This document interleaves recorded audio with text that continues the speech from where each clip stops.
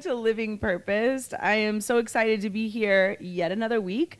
We are approaching our 1 year anniversary, and I cannot even believe that we're at 1 year, but we have a lot of great things coming. We have a special guest for our 1 year, and we are thrilled to share that. Not yet, but that will be in the near future. But before we get started, let's go ahead and ground ourselves as usual by closing our eyes or lowering our gaze. If you're driving yet again, please don't do either of those things. Just be conscious of what's going on and coming into your ears. And let's take some nice big breaths in through the nose and then out of the mouth. 2 more just like that. Breath in through the nose. Exhale out of the mouth. Feel your body softening here in this space. 1 more breath in.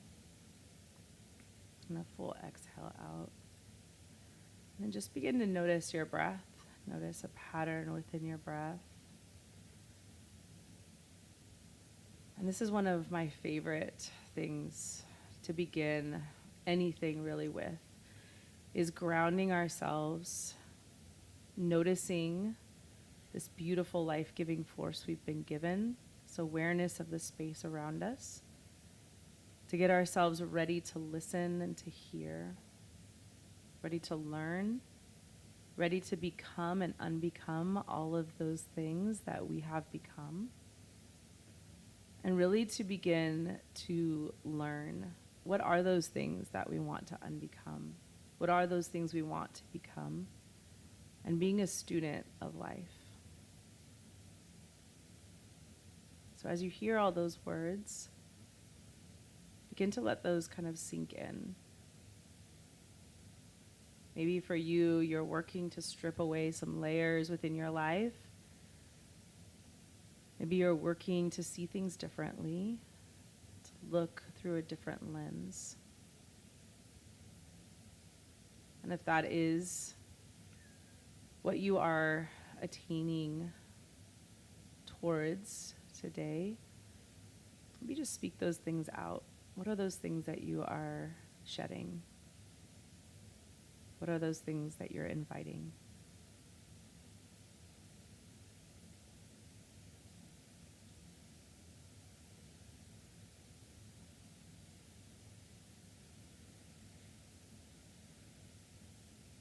When you're inspired by some great purpose, some extraordinary project, all of your thoughts break their bonds.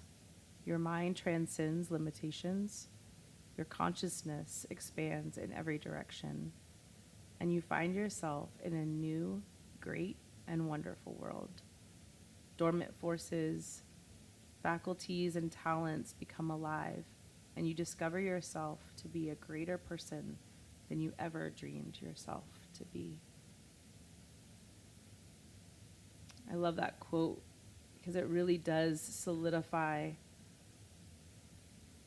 this great purpose, this really reaching for something different, transcending our limitations, and really becoming all of the things that we were meant to become. And so with that, take a couple more breaths in.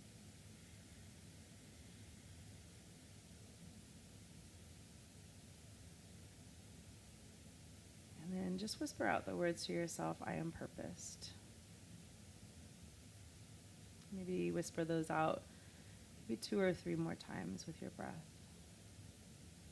Just let those words purposed kind of ring in your mind, but settle in your heart.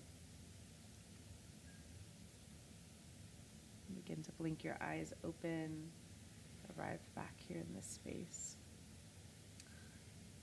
I thought about that quote because I really thought about a couple of months ago, like, what am I doing with this whole podcast thing? Like, is this really purposeful? And then as I was listening back on some things, I was like, yeah, this is where I'm supposed to be. This is where I'm supposed to be. So with that, I am so happy to invite back for the second time, my only person I've had back 2 times, Stephanie. It is a complete and utter privilege. If you listened to the last podcast, then you know her. If you haven't, go back and listen to that, because this is basically like the part 2. So welcome. So glad to have you. Yes. Thank you for having me. I'm excited. I was excited when you asked me to come back. This is great. Yeah, I'm really excited. So we talked a lot about all sorts of different things in the last podcast, but I really kind of started feeling like I am in this stage of my own life where my body is shifting and changing. And I was there the last time we talked, and it's gotten worse or different. I shouldn't say worse. I should say different. It hasn't gotten better. No, it hasn't gotten better. But I just noticed, been more aware, maybe you could say, of just what's going on within my body. And as I'm approaching my later 40s into my 50s, I know that things are going to change. And the reason I talked to you in the first place was because nobody ever talked about this. Nobody told me this.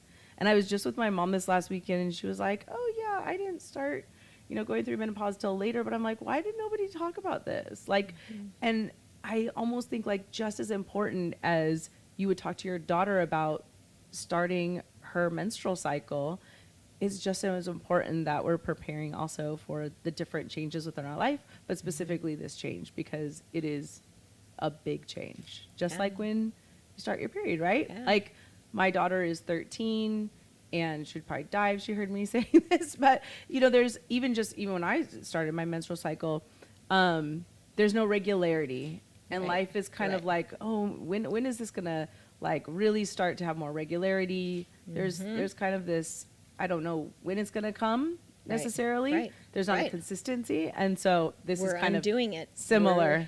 We're reversing it. We're undoing all the changes that we went through in puberty.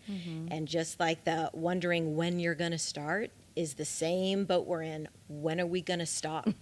Right? I mean, I have a friend who went months and then she started again. And she's like, I got to start all over. Because if you don't know, menopause is 12 months of no cycle, of no bleeding. So you can go 3 months, 4 months, get excited, it's happening, and then it happens, and you're like, shoot, I got to start all over again, right? Well, so there is some like insecurity about that, which is the relief of getting to the other side, right? I'm looking forward to it. I'm more looking forward to being in menopause than I ever imagined that I would. Only because perimenopause it's wiggly ground that we're on. It's like right before I had my baby. I knew it was going to hurt. It didn't matter. I knew eventually I was going to have the baby. I was going to have to go through the pain, and I was just sick of not sleeping. you know? Right. Yeah. It was so funny. I had this really interesting thing happen recently. So my husband, we almost freaked out because you can get pregnant up until like you're 55, right? Yeah. 2 months of not having your period really caused a big ruckus in our home. It was like, wait, what? Now? Wait, this can't be happening. My husband I told him, and he was like, you're kidding. You're lying. Don't I'm going to get punked. Somebody's going to come out and be like, nowhere near April 1st. I know. Why are you saying this? So it was really interesting, but I'm like, okay, I guess this is like it's coming. It's like, this is the start of, So I wanted to give people a safe space to hear what the, the symptoms are or what to expect. All of those things, because we just don't talk about it enough. And also I feel like as we get older, I feel like the older you get, the less relevant, what's that word? Relevant you are, right? Right. A lot of people feel like that. They're not, they don't have, that people have a hard time getting jobs. They have a hard time. It's that age where you're starting to feel like maybe I don't matter as much. And you do even more probably, I would argue. In society, we've taken away that honor for people who are older, the elderly. I mean, not that we're elderly, but I mean, eventually we will be. Yeah. And without reverence for what people who have gone before you have to offer, there's a lot to be lost, right? Yes. And I want to offer that reverence back to people and let them know, like, I want to talk about the things that matter to people, and I want them to know that they're not alone, and that we can talk about these things. We can go to brunch and talk about these things. Absolutely. Like, we can sit on a couch and talk. to each other about, last month I didn't start my period. Like, what the hell? Oh, I was cracking up. I mean, this is going to be a little too much information right off the bat. But okay. when That's you were what we're talking about, and think about the things that you're shedding. And I'm like, I'm totally shedding my uterine lining right now. I'm like, okay, it's coming out. At some point, I'm going to say it. Yeah, it's. Yeah. Why are we avoiding something that we all must walk through? Everything is scary without knowledge. Yes. Right? Yes. And so, again, I'm just going to reiterate that we're not doctors. We're just two women who are going through different stages of life and gathering information, and then letting people know what the experiences have been. You probably have a lot more experience with it, obviously, just because you have opened yourself up to talking about it more and engaging with people more about this topic. Well, and I realized through that process, every single person's experience is very different. Yeah. I mean, as much as I hate to say it, I wish there was just a roadmap where everyone walked through this certain path, and it all, I mean, you're going to have hot flashes, and then you're going to have night sweats, and you're going to bring a fan everywhere, and then all of a sudden you're going to sleep, and you're going to get to wear white shorts again anytime you feel like it. That would be wonderful. Yeah. But some people have an easier time. Some people have a more challenging time. So, I mean, everyone is different. It's such a fluid process of that you just can't really attach. It's kind of life. You really can't attach yourself to anything too tightly because that's not reality, right? You can't control it. But I think the things that I've learned in the process is there are ways of at least managing some of the symptoms. There are ways of being aware. There are ways of finding hope through the things that are getting out of control. I mean, I used to be a great sleeper. I mean, you could duct tape my head to a wall and I could sleep standing up if I had to, not a problem. I'm having a harder time falling asleep. I'm not, night sweats and hot flashes, none of that is kicked in yet, but I'm already noticing the difference. Oh my gosh, I can't even have a glass of wine at night anymore because it ruins my sleep completely. Like, wine is no longer an option for me. So there's just certain things, and you talk to some people and they're like, oh, really? It was so easy for me. I'm like, you really shouldn't brag about that because the rest of us are struggling here. Right. Yes. So I mean, everyone's journey is, you have to honor the difference that we're all very different, but and I think also, like, culturally, some people are exposed to things differently. I mean, I remember when I went to India and we did a whole sex ed for these pregnant women. They had no clue what was going on within their body. They had no clue how it even happened or what was happening within their body prior to them being, becoming pregnant. It's just really interesting. So different cultures don't even talk about things. For listeners, you may be in a environment where that's just not something that is talked about, which is all the more reason why this is important. Exactly. To be available. And that's exactly why we're here talking about this.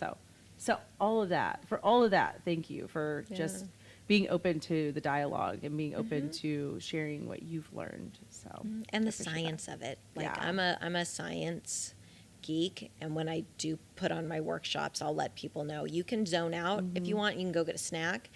But I believe that the foundation of knowing what's going on in your body is highly scientific. So if you're trying to understand, there must be something inside you that's curious about how our body works, right?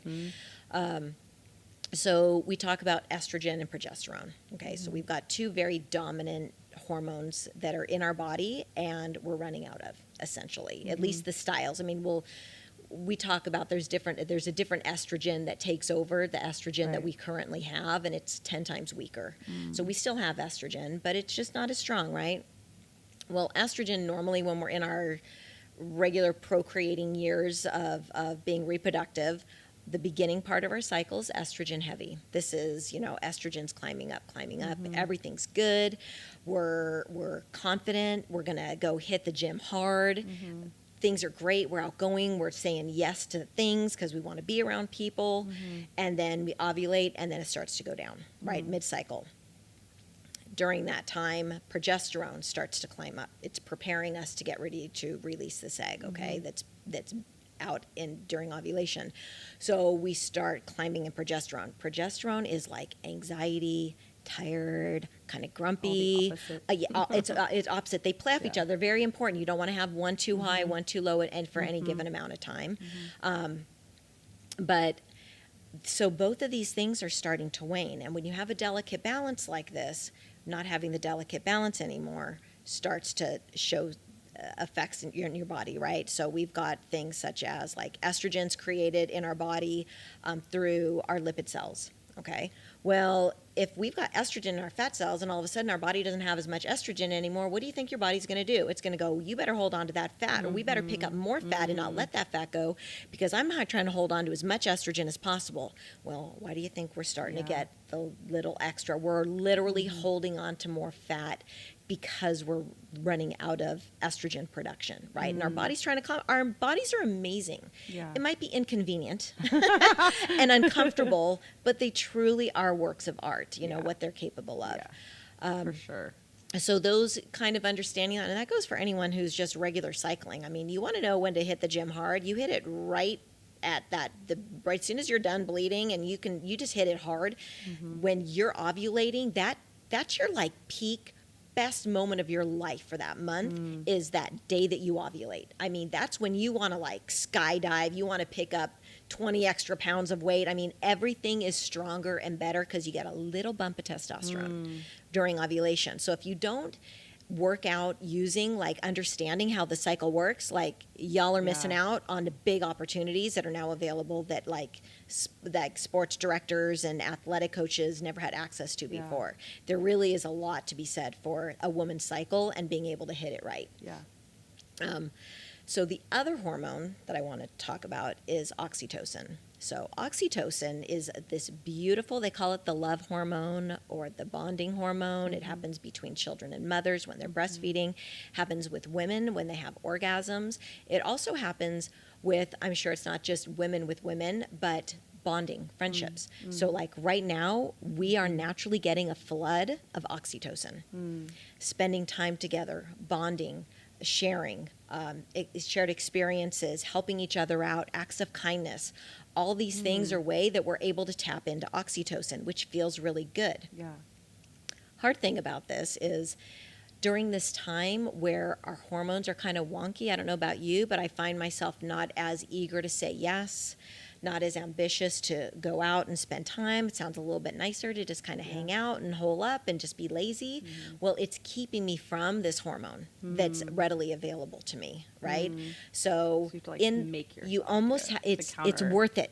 That's my message, is that it's worth it to stay plugged in socially because there are things inside our body that oxytocin releases. So it regulates our effects on progesterone. So that's helping manage anxiety, mood swings, headache, fatigue, sleep problem. It enhances our memory. And all these things that we're doing when we spend time with other women in particular. And men don't have as much of this, from what I understand. They don't have the big bulk of it that we have access to with our community, right? So it's just an easy hormone that you have a little bit more control over without having to pop a pill or put a cream on. You know, just say yes to your friend and, you know, feeling kind of, go call someone and go get coffee.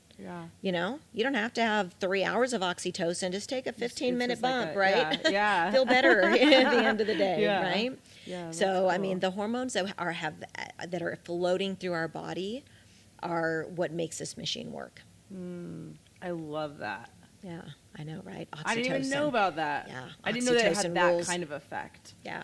Especially for women. Well, and I mean, our bodies were starting to lose bone density, right? So there's things that we can do for that, you know, to counteract that. What do we do? Well, exercise has a lot to do with it. And not just our regular forms of exercise. Like that's the first thing that I notice. I'm like, I work out all the time. I'm a trainer, right? Why is it that my body's changing? And it's because my body wasn't getting enough weight training. I didn't have enough resistance training. Resistance training, big deal. Lift heavy objects, okay? I mean, I'm not saying go straight into picking up a 20-pound weight, but if you don't pick up any weight, you should be picking up 5-pound weights and then trying to get to an 8-pound weight and then get to a 10-pound weight. You know don't be scared of this. Resistant people are to that, especially women. Of course. Why? Because I don't want to. Yeah. I don't want to. I know. I don't know if you're going to do 10 sets of that or 15. So I want to make sure I'm safe. Yeah, I totally get not wanting to, but Yeah. you get to the point where the level of frustration is, okay, you can either do this because someone told you to do this, or someone is telling you to do this because there's an answer. Number one, you need to develop stronger bones, and that's only going to come with this resistance. You need to put weight on your bones. Another thing people don't like, plyometrics or jump training. Hate that. Why would I want to do that? Every time I jump up in the air, I pee a little bit. Well, work on your pelvic floor. First of all, there's something that can be done with that. Go to Pilates. But there's also that when you land, so I'm just going to kind of divert a little bit. So jump training is important, being able to leave the ground and meet the ground, and multi-directionally. Because as the bones make contact with each other through that friction, it's cueing the bones to lay down more bone. So the best thing you could do is not avoid any sort of jumping. Prepare. Go to the bathroom first. Don't drink that second cup of coffee before you go into it. Do it for 10 minutes. It doesn't take a long time. You know, you can do, I mean, I literally have a jump training workout where it's 10 minutes, and we do 45 seconds of jumping. Modify if you need to, 15 seconds of break, and then you go into the next move. 10 different moves, and then you're done. You can't believe how tired you are with 10 minutes of, and again, modifications. You don't have to, you know, be shooting hoops, but you want to make sure that you've got a little bit of impact on the bones to lay down more bones. And I don't know about you, I don't want to take pills so that my bones don't break, right? There's a lot that can be done through diet, but so much more is done through exercise. In my research that I found, a lot could be done through that as well. Oh, that's good. That's really good. Yeah, and I feel like the modifications, like you'll notice that, and I notice this because the way that I teach is I'll teach for 1 month, I'll teach 4 weeks the same thing over and over again, and then we'll up it just a little bit, just a little like kick up every single week. And by the end of the week or the end of the month, what people can do has increased, and they can see their progress. And so it's just that little bit. It's like start with some, like just side steps, then start to hop, then start to jump. It's like this is not like just go out there and jump all over the place. No, it's like start where you feel comfortable, but then always progressing.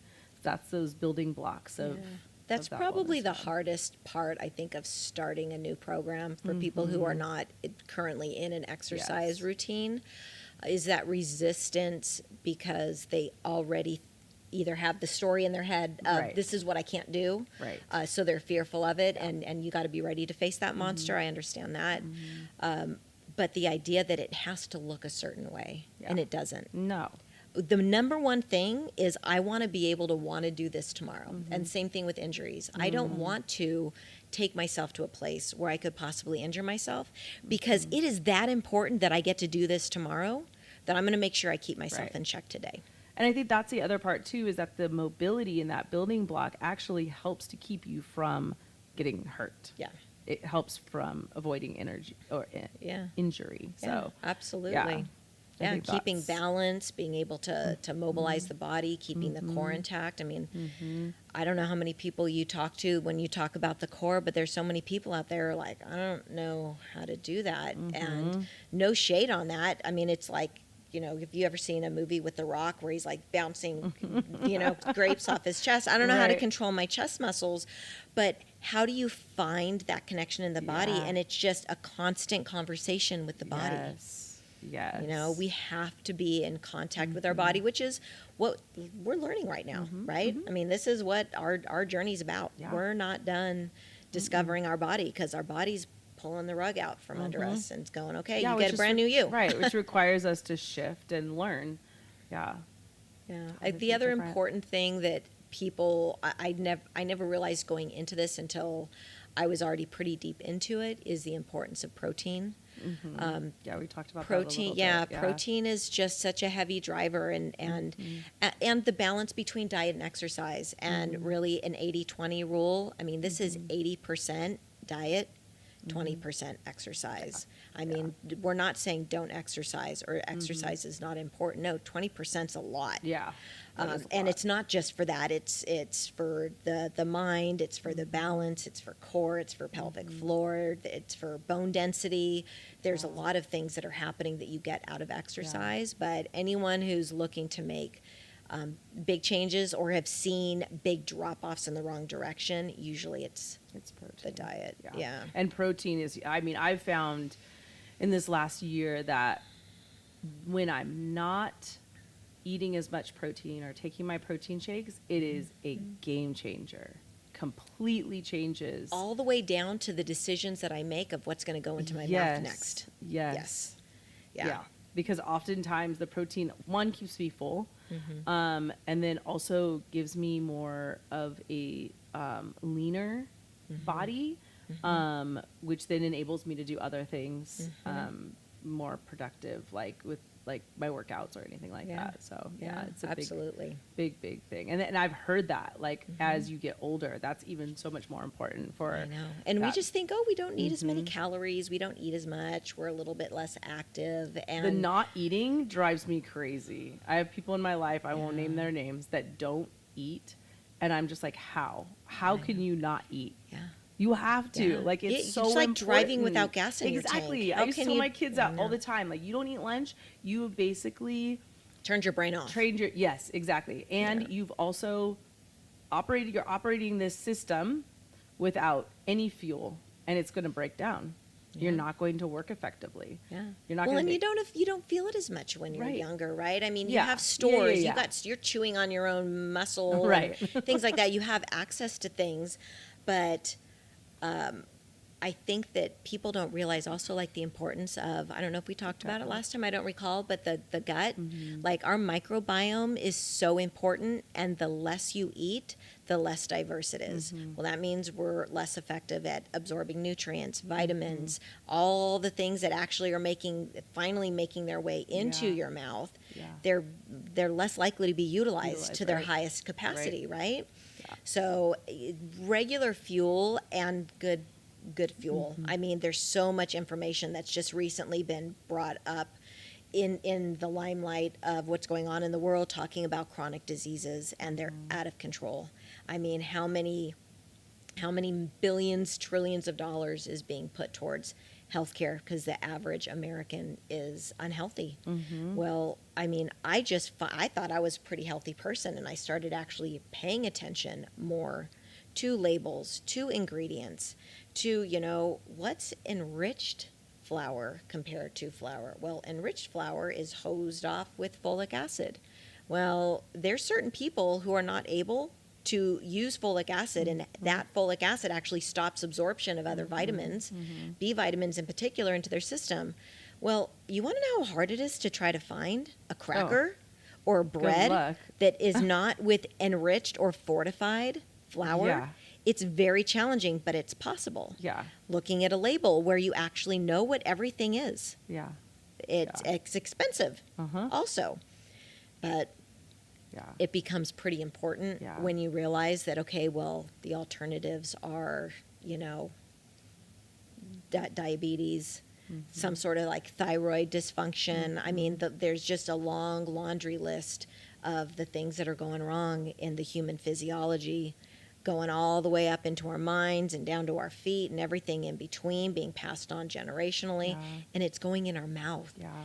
Just having that little bit of awareness and being curious, right? I mean, if you're listening to this podcast, you're a curious person, which is great. You really do. I think that's one thing that we said last time, be curious, is that we really do need that curiosity when it comes to how this body works, because we can't assume that someone else cares. I mean, I don't know if you've been to a doctor lately, but I try to avoid them. No doctor, and I've heard many people say that, no doctor cares about me, which is just a fact, Maybe they have too many people. It's a broken, who knows what the multitude of reasons are. But so I guess the idea is that we need to continue to search out answers for ourselves, find out what types of food are healthy, what types of diet is meant for my body. And the answer is now, obviously, with technology, answers are available so clearly.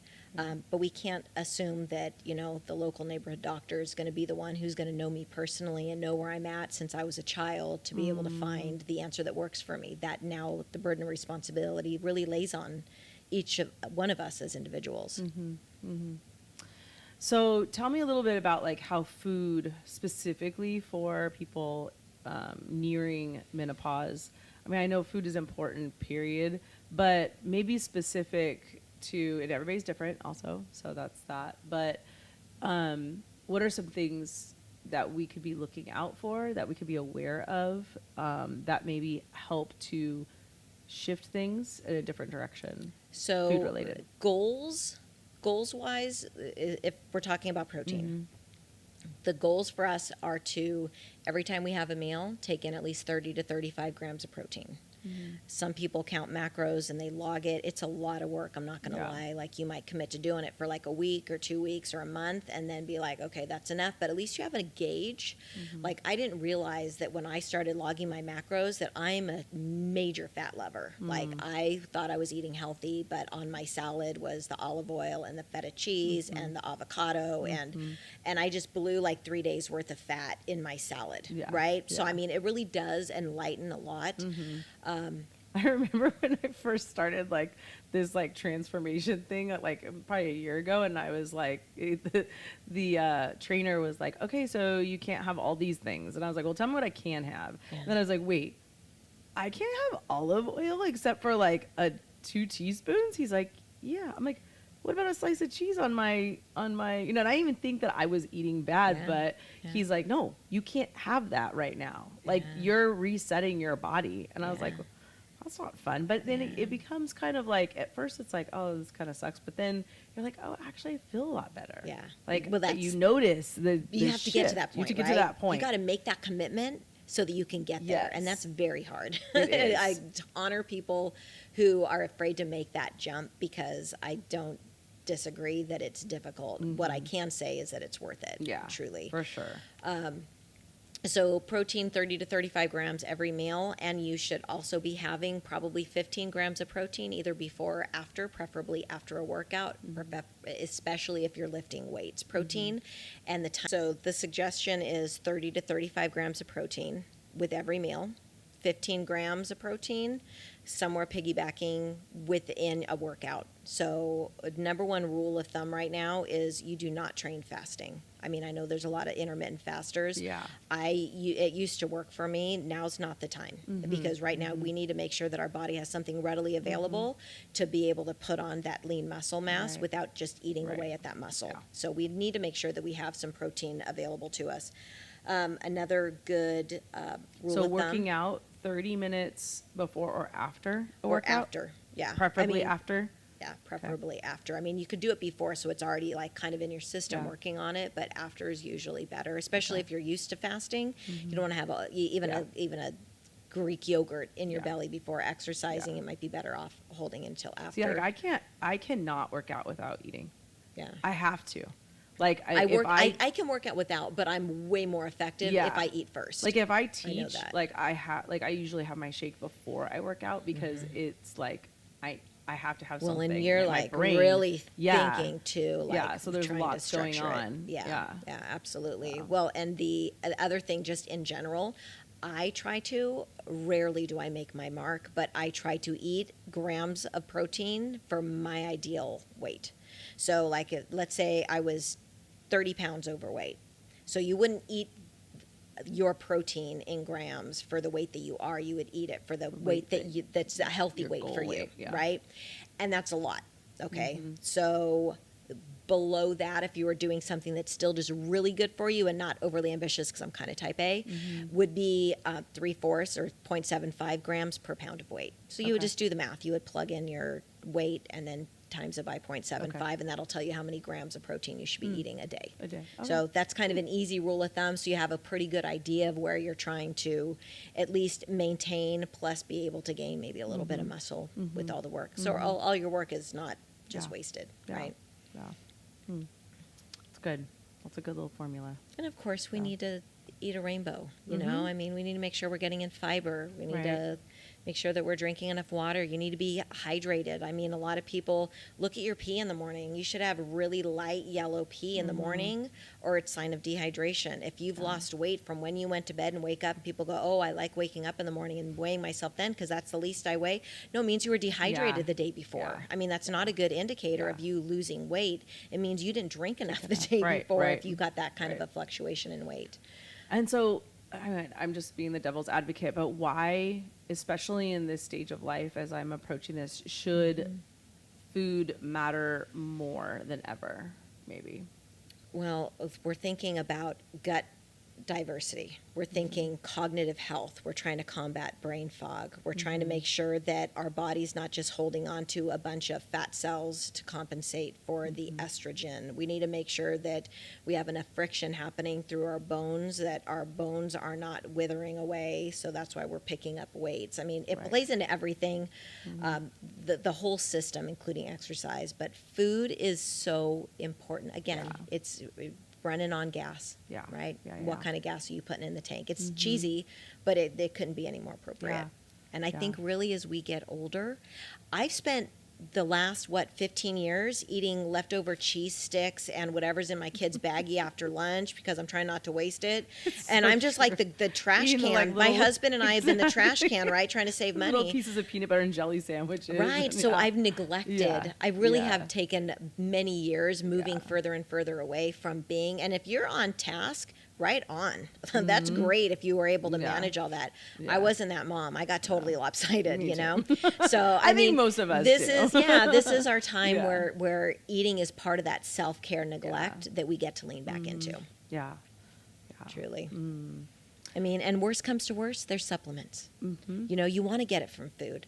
But I have a list of things. So probiotic. Okay, there's probiotics out there that are good. You got to do your research to find out what probiotics are best. There are actually probiotics that are best for female feminine health.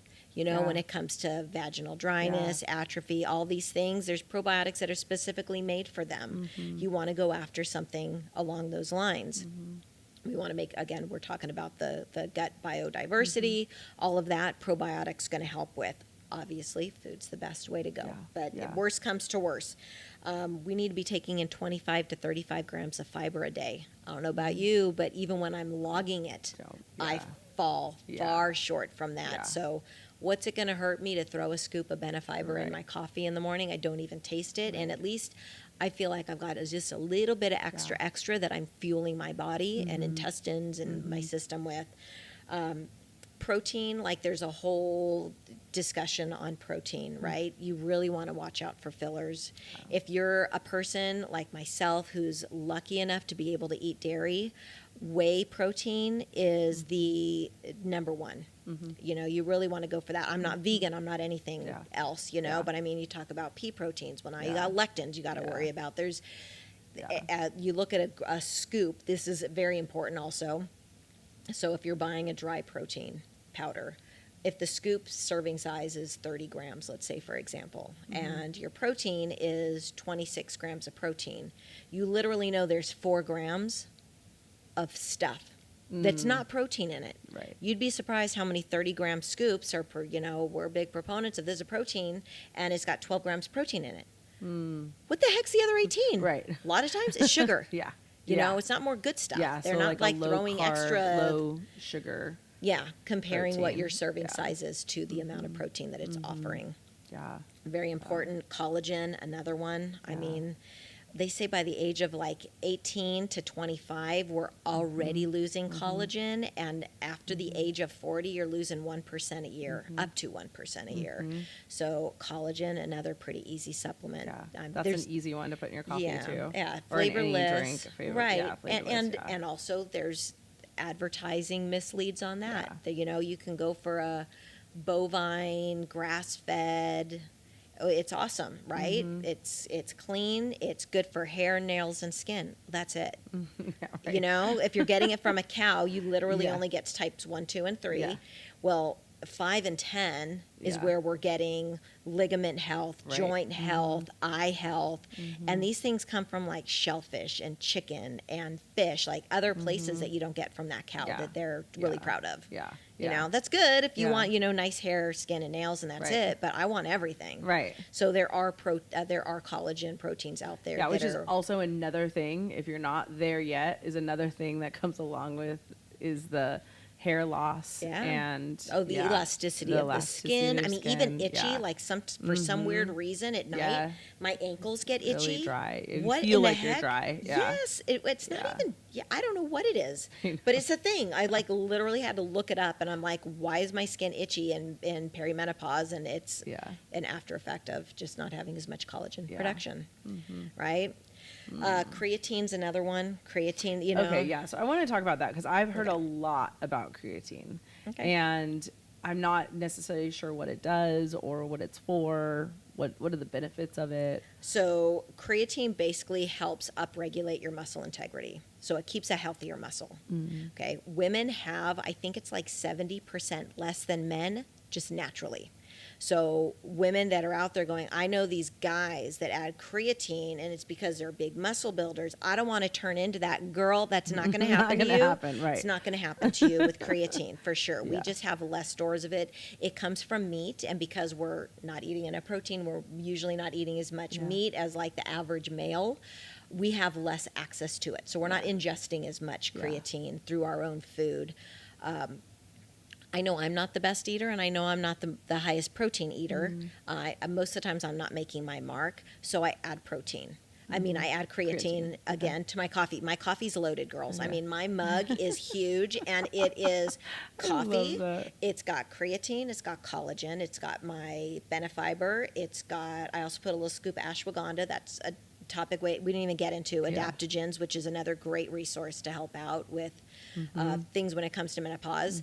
And then I throw in a scoop and then I put in creatine, and I put in my protein powder, and my protein powder becomes my creamer. Like I don't put creamer in it. It's a vanilla. You put all that. Does it change the No. or the consistency of it or anything? No. No, but I did learn the hard way. You never want to brew a Keurig directly on protein because you drink cooked eggs. Is what it tastes like. It's disgusting. It tastes like scrambled eggs in your coffee. So give it a second, and like while everything else is going on and you're frothing it around, give it a second before you throw the protein in. And it's again my taste buds have acclimated to this, and I used to start my day on a semi-fast. So the first thing I wanted to have hit my belly, besides coffee, because I just love it, is I wanted to make sure I was getting protein the second I woke up in the morning. Yeah. Oh, that's a really good. Yeah, so that's my like point, meditation, my reading, my whatever it is that I'm doing in the morning. That's my quiet time. Is I suck on that, and by the time I'm actually awake, the coffee's gone. So it might actually taste bad, and I'm asleep through it. I don't know, but it's worth it. Yeah. That's funny. So anything else? No, that's No. Okay. So do you have suggestions of different stuff that you use? I would love to like link it for people if they have it, because I think that's the hardest thing is really finding all of those things. I have I love my I have a good probiotic. I don't take it. I try to get that through diet, but I do have a good one that's good feminine health. This company called Codeage, Codeage. They've got a great probiotic, and I also use their collagen because their collagen's types 1, 2, 3, 5, and 10. So they've got a great collagen. Pretty reasonably price point. You can get on Amazon. You can get it anywhere. You can go to your local shop. So I do have good from those. I love my protein. I have a good creatine, but creatine is basically creatine monohydrate, and you can get that anywhere. It doesn't matter, but you do need to know you're going to want to take 3 to 5 grams, which normally the scoop they give you is a 5-gram scoop. So you want to take 3 to 5 grams every day, even if you're not working out. You just want it just to keep your muscle integrity healthy. If you're doing like a heavy lifting day, you want to go 5 to 8 grams on creatine.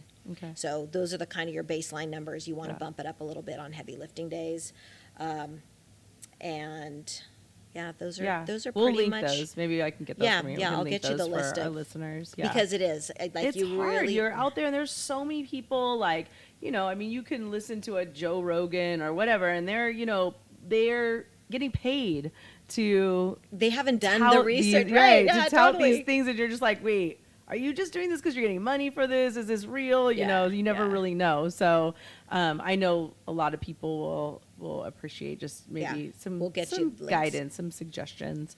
So the last thing that I wanted to kind of end on is like, if somebody is in different stages of menopause, can we share with them maybe what they may experience or to look out for? Like if you're in your like mid 40s and you're like, yeah, I'm kind of experiencing some things and I'm not really sure what's going on. Maybe just like some stages of premenopause, you know, in the thick of it. Yeah. And Well, then that's pretty much post, perimenopause. So perimenopause. perimenopause can last 10 years. Yeah.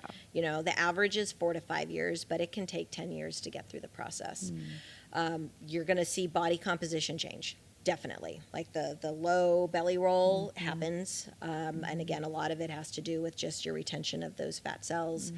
Hot flashes hasn't happened to me, but it's gonna, you know, I mean, the hot flashes, the night sweats, you're going to have more compromised sleep, like your sleep architecture changes. So really being attentive to going to bed at a decent time, getting off of blue light, not eating right before you go to bed. You'd be surprised how much eating right before you go to bed compromises your good sleep, you know? Yeah. So, I mean, like restricted eating turns out to be a 12-hour fast, which is pretty much what they have found to be the best during this time. And it's just natural. Like when we lived on farms and, you know, woke up at a decent time because you had to go to work and you ate and there wasn't TV to watch till 2 o'clock in the morning. You'd go to bed because you got bored.